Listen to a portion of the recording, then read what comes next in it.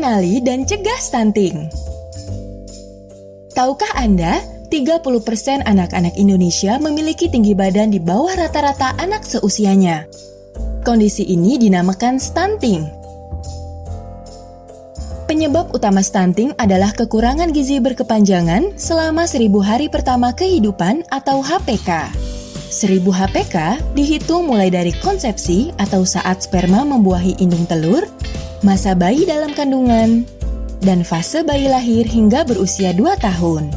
1000 HPK merupakan masa yang penting bagi pertumbuhan anak. Selain disebabkan kekurangan gizi, stunting juga bisa disebabkan oleh penyakit infeksi yang dapat disebabkan oleh konsumsi pangan yang tidak aman. Stunting berdampak pada perkembangan mental dan pola pikir yang tidak maksimal, sehingga menghambat kemampuan berpikir dan berperasaan yang selanjutnya bisa menghambat kemampuan di sekolah dan di pergaulan sosial. Perkembangan fisik yang tidak maksimal dapat menyebabkan terbatasnya kemampuan fisik serta masalah kesehatan lainnya. Keduanya dalam jangka panjang dapat berdampak pada rendahnya kualitas sumber daya manusia, yang selanjutnya berdampak pada produktivitas yang rendah. Menurut Badan Kesehatan Dunia atau WHO, pemberian makanan pendamping yang tidak memadai, termasuk makanan yang terkontaminasi, menjadi salah satu faktor penyebab stunting pada anak yang perlu dipertimbangkan. Keamanan pangan merupakan kondisi dan upaya agar pangan yang dikonsumsi bebas dari 3 bahaya, yaitu bahaya kimia, biologis, dan fisik. Perbaikan gizi termasuk peningkatan kualitas keamanan pangan diharapkan dapat memutus mata rantai dampak stunting. Konsumsi makanan yang aman, bebas dari 3 bahaya, akan mendukung tumbuh kembang yang optimal. Sedangkan pangan yang tidak aman dapat menyebabkan kerusakan usus, perlambatan penyerapan sari-sari makanan, serta menurunkan daya tahan atau imunitas tubuh.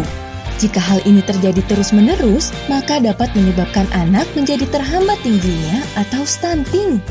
Untuk itu, pastikan kebersihan bahan pangan dan hindari 3 bahaya pada pangan. Pengolahan MPASI atau makanan lainnya harus bersih dan higienis. Rajin mencuci tangan, dan perhatikan juga kebersihan lingkungan agar anak terhindar dari berbagai penyakit infeksi. Nah, sekarang jenis makanan apa yang baik untuk pertumbuhan anak? Pada prinsipnya, makan makanan yang bergizi seimbang dan aman dari cemaran kimia, biologis, dan fisik. Hal ini dapat mencegah stunting, terutama pada masa 1000 HPK, dimulai dari fase dalam rahim, fase bayi lahir dan menyusui, lalu fase MPASI. Ingat, selalu perhatikan kebersihan bahan makanan, peralatan makan, dan lingkungan anak.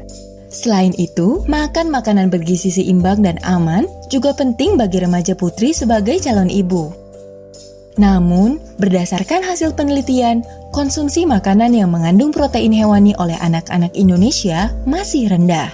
Di samping itu, beberapa hasil penelitian menunjukkan bahwa stunting pada anak-anak dapat disebabkan karena kurangnya asupan asam amino esensial. Asam amino esensial bisa didapat dari makanan yang mengandung protein tinggi seperti ati, telur, dan ikan.